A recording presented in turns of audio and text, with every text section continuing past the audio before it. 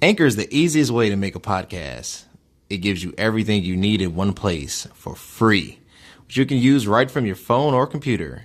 Creation tools allow you to record and edit your podcast so it sounds great. They'll even distribute your podcast for you so it can be heard everywhere: Spotify, Apple Podcasts, Google Podcasts, and many more. You can easily make money from your podcast with no minimum listenership.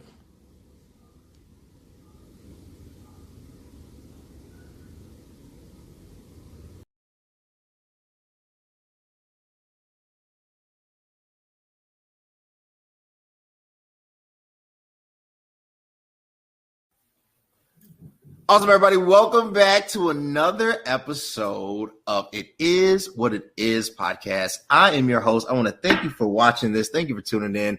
But you know what? If you want to keep seeing amazing content, you know what you have to do. Subscribe at the link below, YouTube CV space K, or you can subscribe on Anchor or where any and all podcasts are heard. I have an amazing episode today.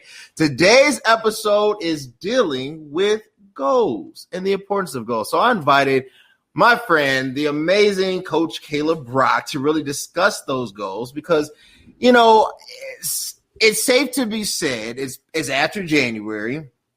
Most people have made their kind of New Year's resolution and have gone through, you know, their vision board and whatnot and put together the framework for their life or the agenda for 2021. But probably by now, by the time you see this, that has kind of fallen through the cracks. So we want to do this episode because we want to ensure your stability. We want to make sure that you actually achieve what you set out to do. So I invited someone who is an expertise, a subject matter professional in obtaining goals. So with that being said, Coach Cailah, how you doing? I am absolutely wonderful, Cody. How are you? I'm, just getting older and hopefully a little wiser. I actually read my Bible today, so I feel that much closer. Amen. So I'm actually chill right now. A lot of times I can be all over the place. But right now I'm chilling. You found your center, huh? I'm trying to make it to heaven as best as I can. So, look, New Year's resolution, right? So I don't know even how it started. I need to do the research on how did New Year's resolution start. But every year in January, late December, January, everybody gathers, they start saying things I need to do, or they try to be cool about it and said, instead of making a resolution, let's make it, something that speaks to the same thing, but just with a different language. But it seems like by the time the second quarter starts, by the time you start getting into April, May, June, your plans have kind of went the other way, right?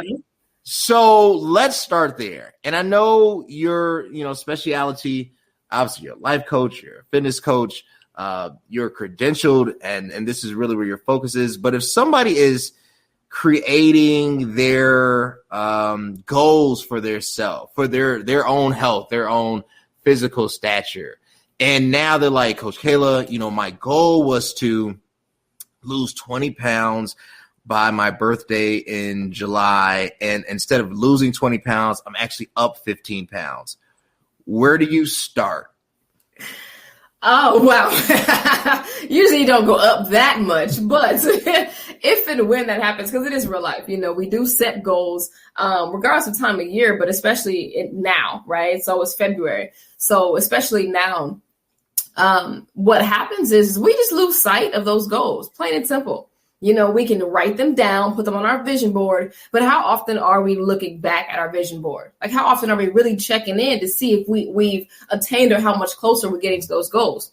So a lot of people fail because there is no system of check-in with their goals to see if they're on track, right? So if the goal was to lose 20 pounds, how often are you checking to see how close you are to that, or if you're on the right track, or if your habits and your lifestyle is actually leading up to that?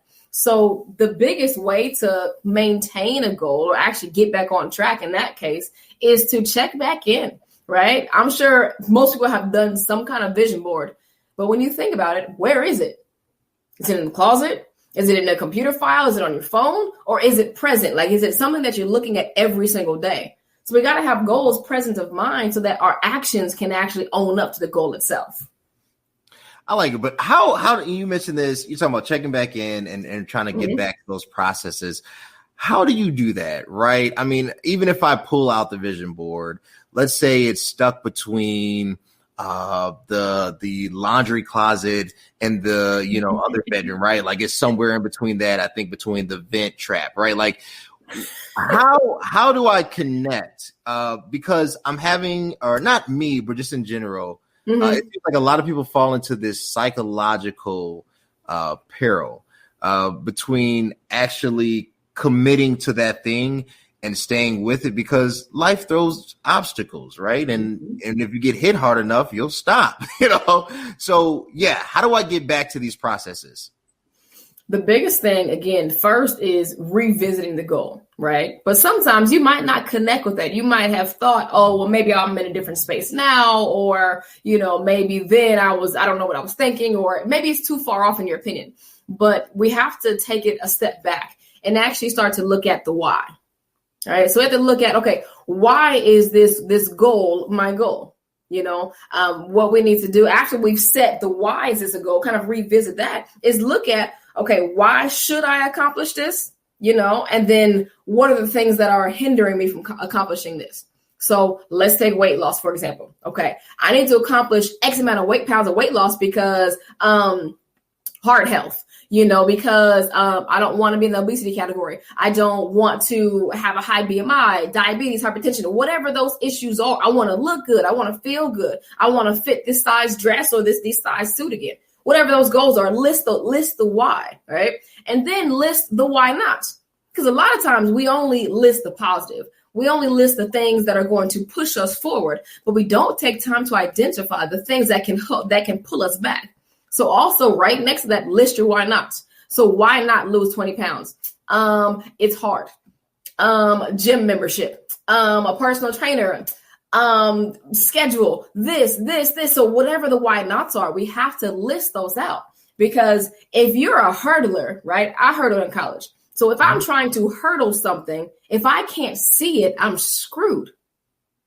If I don't know when and where and how to jump or hurdle or attack the hurdle, I don't know what's going to hit me and when. So if I can identify every single aspect for my why to and my why not tos, then I can address the why not tos, right? Then I can know, all right, if I've got something in my head that's about time and scheduling, then I know I need to make sure right now I sit down and create a schedule that I have no excuse for. So that why not is now crossed off.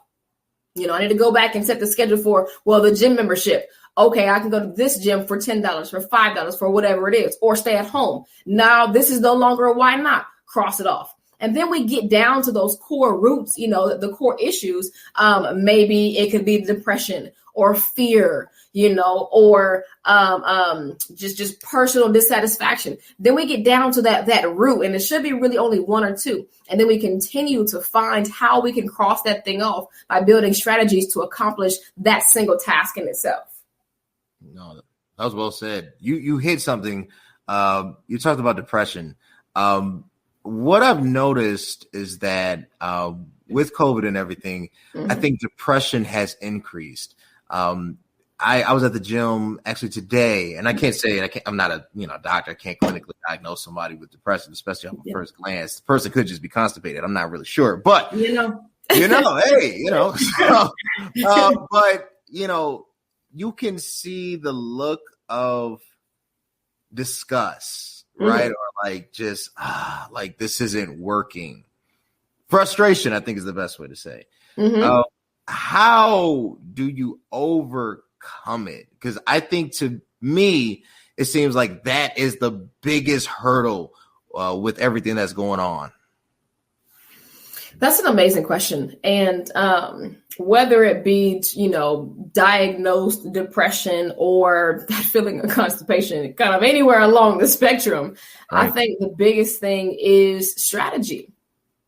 Again, like you can't fight a battle that you don't even know that you're in, right? So we have to identify what's going on. So that self-reflection process, sitting down, look in the mirror, what's wrong with me? Why am I feeling this way? Why am I not accomplishing these workouts? Why am I not going hard? Why?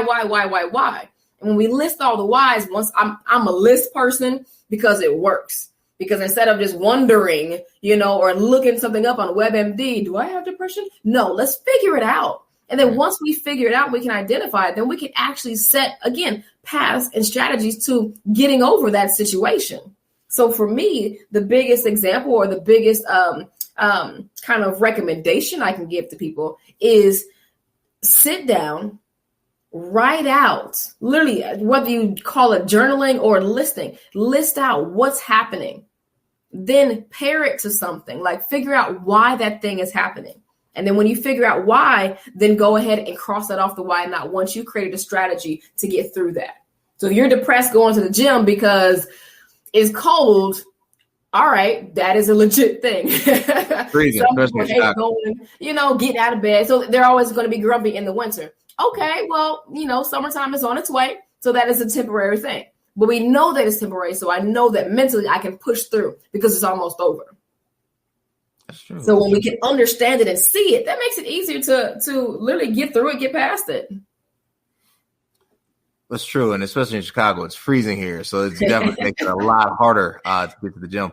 When, there's this kind of cross parallel between really three sectors, right? Fitness coach or instructor, fitness influencer, and then life coach. How did you bridge the gap with all three? And why does that, why do it? Why have that as a special power? You said fitness instructor, right, influencer, and then life coach, right? That's a good question. For me, my certifications and my degrees are in health, fitness, and nutrition. My master's is literally in coaching education. So being a coach and having the education to actually talk to people and get them from point A to point B, that's point one.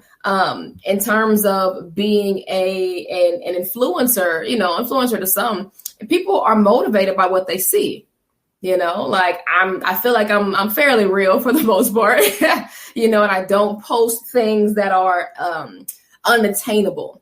I'll post my journey. I'll post when I'm in shape and I'll post when I'm not in shape. You won't just see face pictures. You're going to see full body. You're going to see my thick days and my thin days, and you'll see everything in between.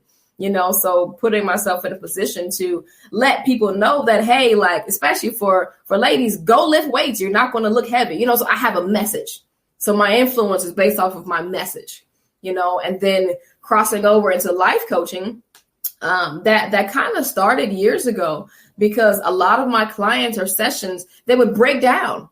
People would just break down and cry, men and women, break down, cry, get mad, frustrated, this, that, and the other. And I had to figure out how to communicate with someone inside of their own pain.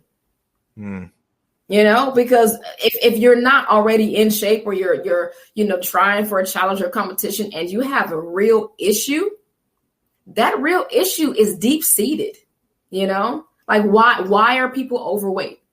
Some are overweight because maybe they went through a domestic violence situation in their youth and the size helps them feel like they're safe because if they lose weight, they may put themselves in another situation with someone else. So the weight is a safety net. That's happened 3 or 4 times in my career, and dealing with different people. Some people put on size because of their partner. Their partner was just like, well, I don't want anyone small. I like size. I like this. So now this person did all this extra for for their partner, and they're no longer together. And now they're suffering the consequences because of their heart health, their diabetes, their A1C, whatever it is. So there's usually a reason, for why most people want to do something. So the life coach in me comes out because, again, I've been able to work through and with people that are having real pain, internal pain about their situation. So that's why my scope is kind of broad, cool, difficult, but it's kind of broad because it really depends on the person and what they need individually. That makes sense. Do you think that there is kind of balance? Like one of the things that I always try to say, there's no such thing. This is my personal philosophy as like there's individual. Let me rephrase that. There's individual pain based off of traditional points of attack. I think is the best way to say it. So a group that has been targeted or discriminated for whatever reason will likely respond because of that suffering.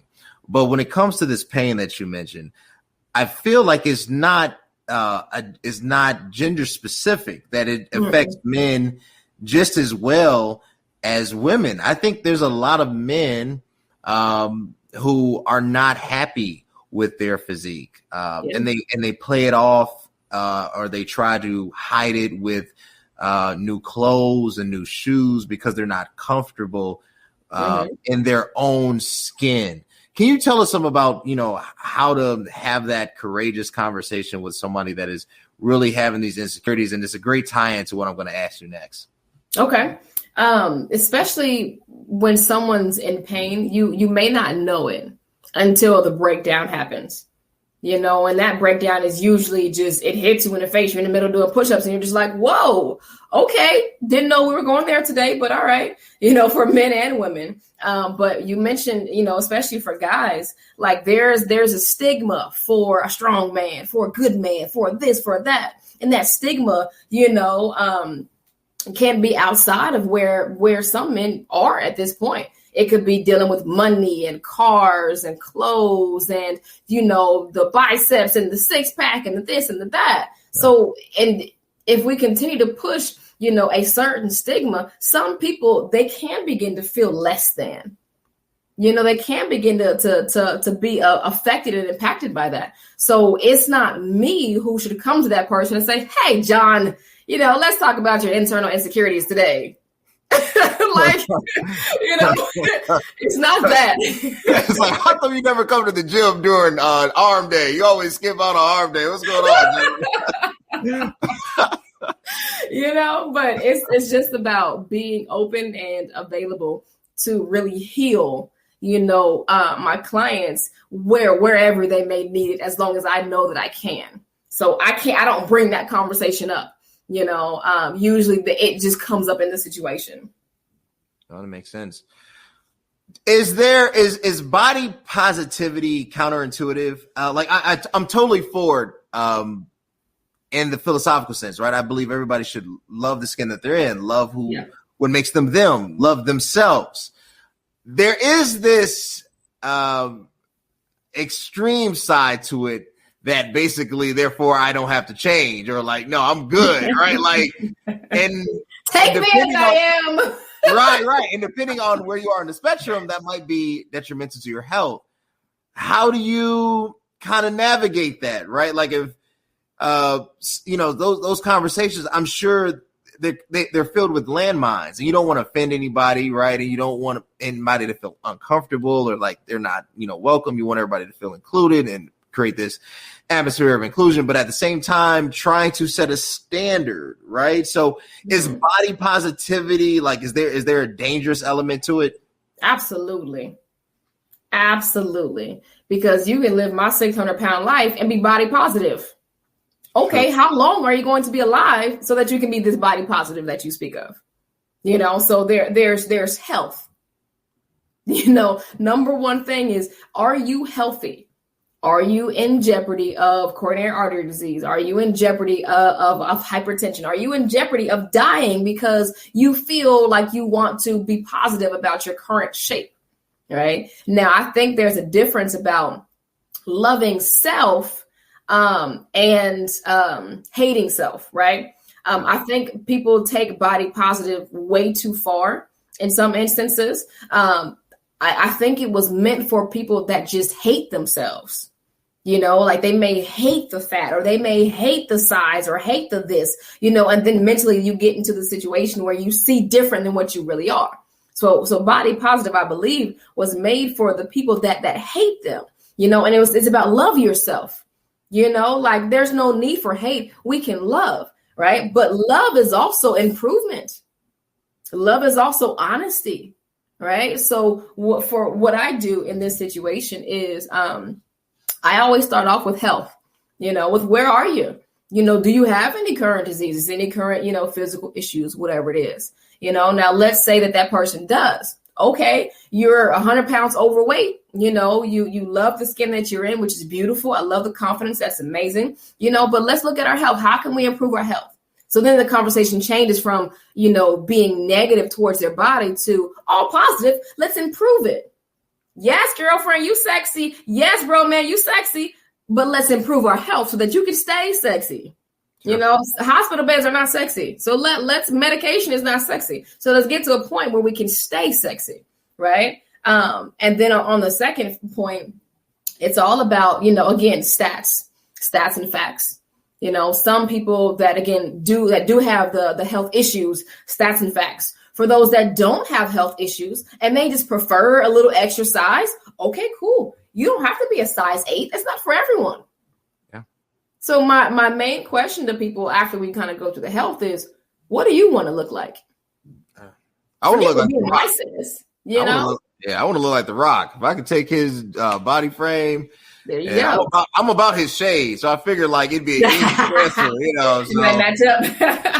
Yeah, it's all about that's what my motto is design your body. You know, and my company is Design Your Body Academy. It's the school that we actually do it. It's a school that we design your body in. So when it comes to designing your body, let's get you healthy first, and then let's have some fun. Right? Designing is fun. It's different. Oh, let's try this. Let's add this. Let's add a little red here, add a little black there. It's all about that design process. And that's the fun. So it's all about being positive. If you're working on yourself, I believe you are body positive because you're working to improve your body. You're working to improve your health. But again, I think some people take it way too far. You know? That makes sense.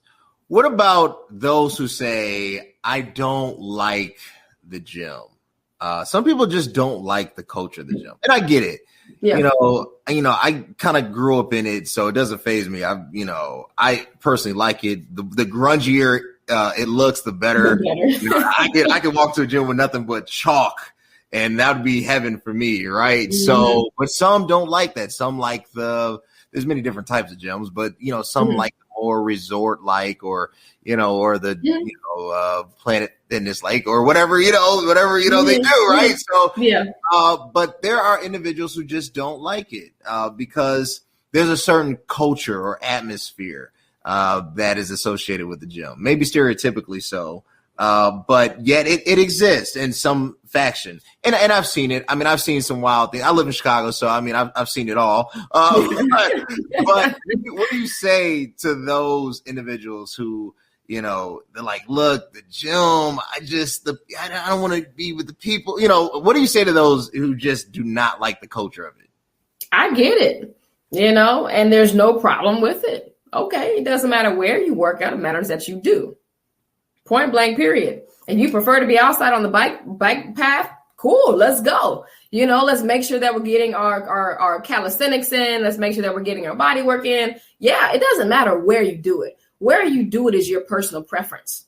Like, I love the gym, but I just can't go back. It's just nasty to me now.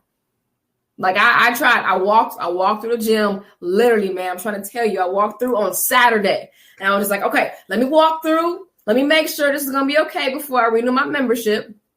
Masks are down and sweat everywhere. There's too many people. I'm just like, I miss the squat rack. I miss the bench. I miss the bars. I miss it. But I'm not trying to get sick. And that it's now it's nasty to me. So I'm like, I'm going to go back home. And I'm going to save up to get a power rack for my basement. Point blank, period. Hey, I get it. Hey, that power rack. I was like, if I could get that, I need a power rack and a Stairmaster, and I would actually be straight. Mm-hmm. I take care of literally 95% of everything.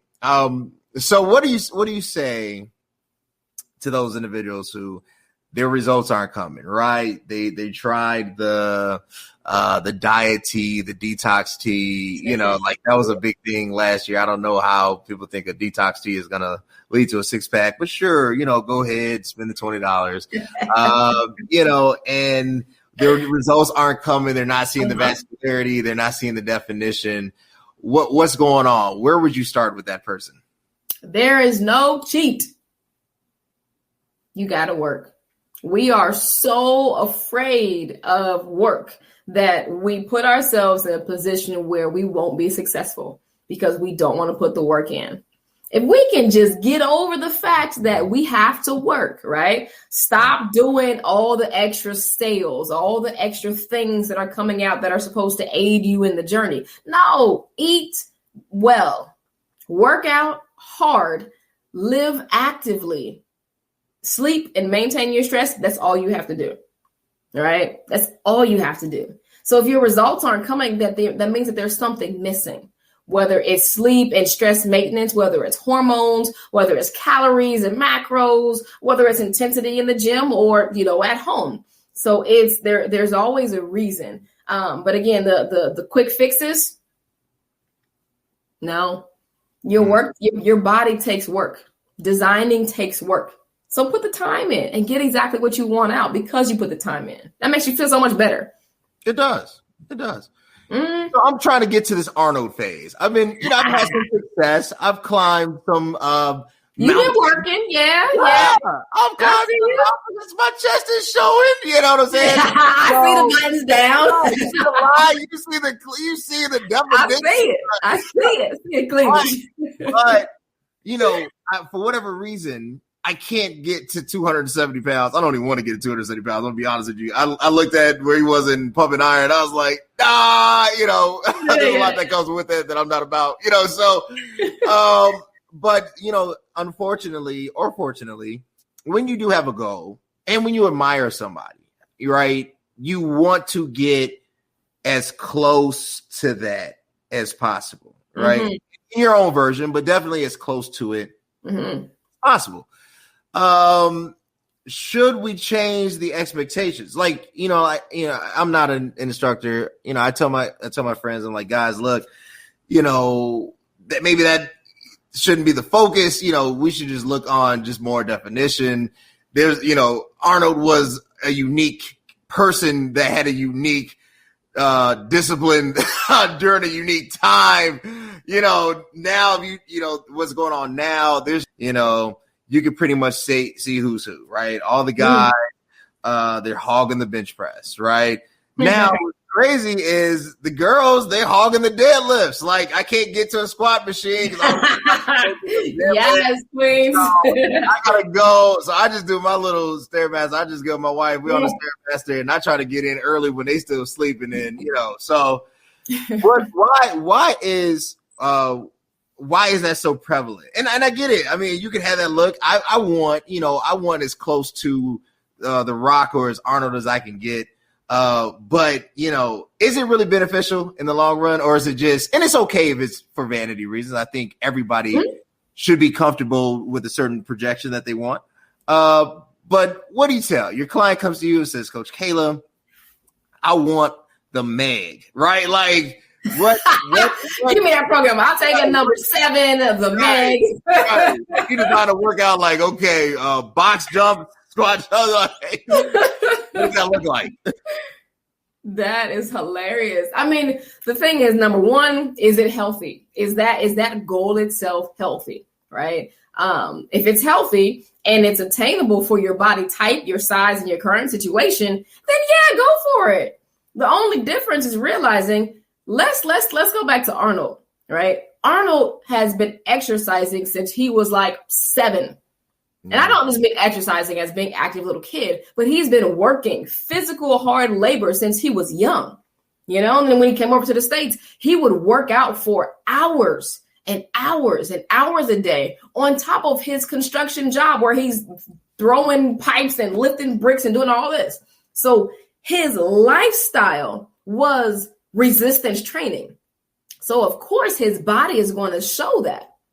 The difference between us and him is that our lifestyle is not resistance training.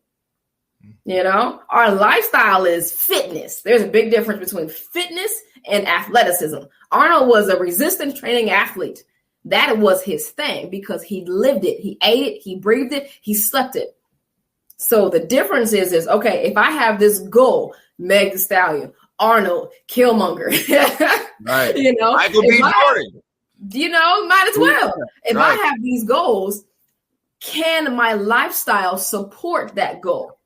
Right? Now, if you're a trucker and you come to me and you say, Coach, I want to be like Michael B. Jordan, I'm going to say, Your lifestyle right now may not work because you're sitting down 15, 20 hours out of the day. That leaves very little room for muscle development, right? Sleep, anything. So there are certain lifestyles that do not support the goals that you may have. And you got to be honest with that. And then let's say your lifestyle can support it. Does that mean you need to start off day one going to work out 5, 6, 7, 8 hours a day? No, it doesn't mean that. It means that you just may need a little bit extra time. Again, Arnold took years to design his body. It took years. All right. Now I don't know, if Meg Thee Stallion is all natural. I don't personally know. So some things may have taken years, some things may have not. I don't know. But we have to look at the goal and see, is it healthy for us? And then how long did it take the goal itself to attain it? How long did it take Michael B. Jordan to attain that look, that style? What did he do? What was his process? Can I replicate that? So we just kind of have to be strategic about our goals. Literally, it's about strategy. It's about strategy. And my wife likes Michael B. Jordan, so I don't personally care for his physique because I care about it. So I don't have any jokes. I mean, he's divine. It's fine. You can like Michael B. Jordan. So he could be on the way to Arnold or on the way to The Rock. He could be on the way. Right. That's why I said I'm the happy medium. I might not be The Rock, but I feel like I'm taller than Michael B. He's only about 5'7". I'm a good 6 feet, so we got some points in the God column right there. Right. So I think one of the questions, and I know you hit upon it, is people want to speed up this process. Yeah. Patience is a virtue, but most of us don't possess this virtue. Because life is demanding, right? If we're hungry, we put food in the microwave. It's the reason why fast food restaurants exist. Time is of the essence. Yeah. And, there's many different ways to speed up the results, not the most safe and effective ways. But, people are choosing to go down these paths. What I've noticed is that, and I'm not against it. Like I said before, surgery is becoming a huge kind of avenue, right? Dr. Miami services are probably increasing. Men and women, right? Yeah. So, is that like, do you lose respect if somebody were to come and say like, look, I got my abs sculpted, I took the fat out here, put it here. I mean, like, does that change? Does that make you be like, or is it just, hey, just a lifestyle decision and you just keep trucking? For me personally? Or just for whoever you're advising? Oh, I never recommend it. Because anytime that your body is cut open, you are becoming more susceptible to anything. There's always a risk. So why would you put yourself at risk for something that you can do? So I never recommend it. I recommend things that you can do to maintain and control, right? It's the exact reason why many weight loss surgeries don't work, because you took the weight off, right? Or you took the stomach out, but you didn't change the person's habits. So you took the man out of the hood, but the hood is still in the man. It doesn't matter where you put him. He's going to still be the same person, right? She's going to still be the same person. She's going to have the same food habits, the same inactivity, the same issues. And then it's going to cause, further destruction on her health or his health later on down the road. So surgery, I never recommend it. I recommend work, because work builds discipline. Discipline builds habits. Habits is where you find success at the end of the day. That's true. Well said. So getting ready for my last question. All right, let's do it. So, fitness apparel, right, is huge. I'm a junkie for it.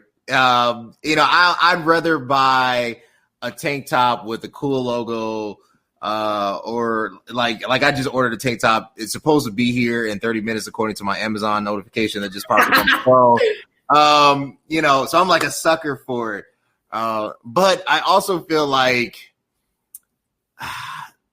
and I'm going to say this with a grain of salt, if you're not into fitness, I'm not saying you know what I'm saying? Like, there's the design aspect of it, but then there's the actual, I'm wearing this because this is how I go to work, right?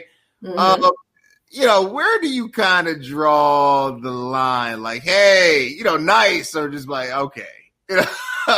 I mean, people like to look good. Style is style. So right. You have people that wear clothing that is specifically for running or cycling or yoga or whatever, and they wear it to the mall because it looks good. That's part of the purpose. It looks good for a reason. Like think about way back in the day, right? Before tennis shoes were a thing. Why do we think they're called tennis shoes? They're called tennis shoes because those were shoes made for that sport specifically. Right. And then everybody started wearing them. And then more brands started to come out. And now they came to gym shoes, right? And then gym shoes became the shoe that people wore at the gym, right? So it's all about I don't want to say cross branding, but utilizing. So I don't personally mind if, someone who clearly doesn't work out is wearing a workout outfit. I mean, if you feel good, body positive.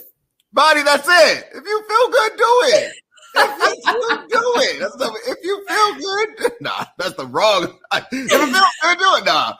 As a preacher, I would never say that. But I'm saying, like, yeah, I get it. I totally get it. I don't have an issue with it. And I don't think people should because, I mean, think about it. Like, A, is their money. It's not now. If you've got somebody that is just showing way too much or the size is way too small, that's just, personal, awareness. Yeah. But, I mean, if you wear a workout outfit and you go to the mall, pull up. No problem. I was at the gym today. I didn't know what. I thought I was in Magic City. I said, you can wear this? Yeah. I was like, you got to go back. I'll pick you up.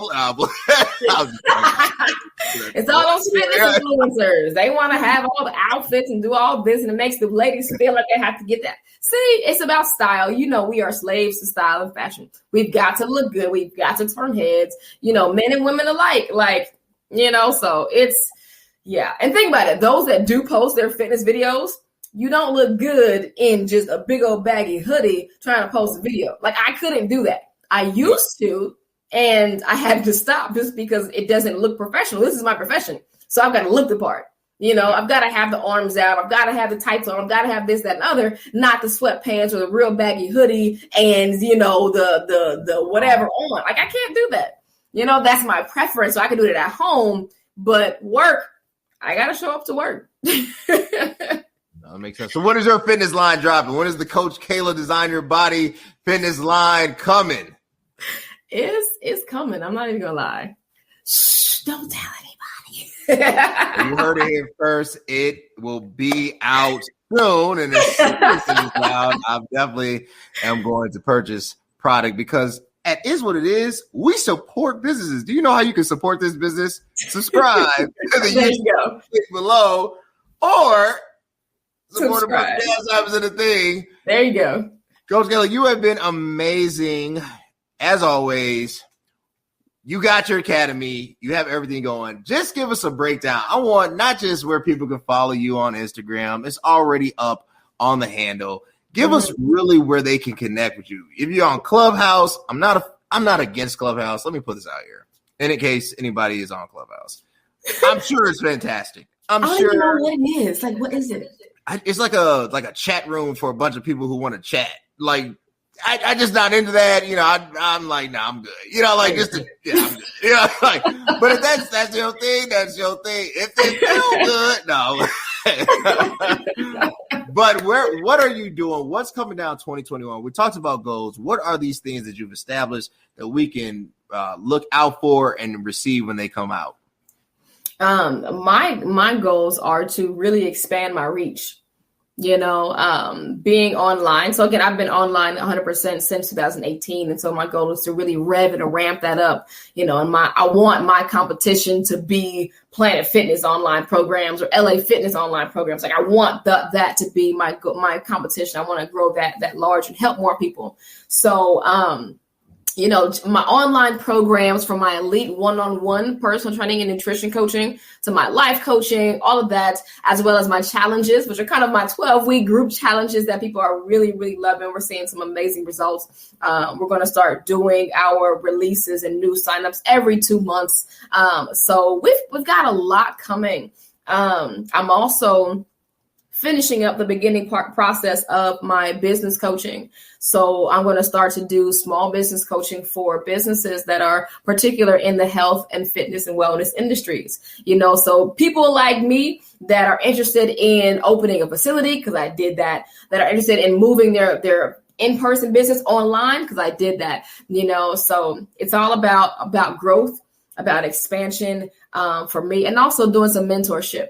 Working with some girls, trying to get them into becoming entrepreneurs and setting their process. So 21 is it's going to be a busy year. We've got a lot coming. The line, maybe not 21, maybe 22. We'll see. But the Design Your Body line, Design Your Body. Design Your Body. It's coming. I got to get the styles together, but it's coming.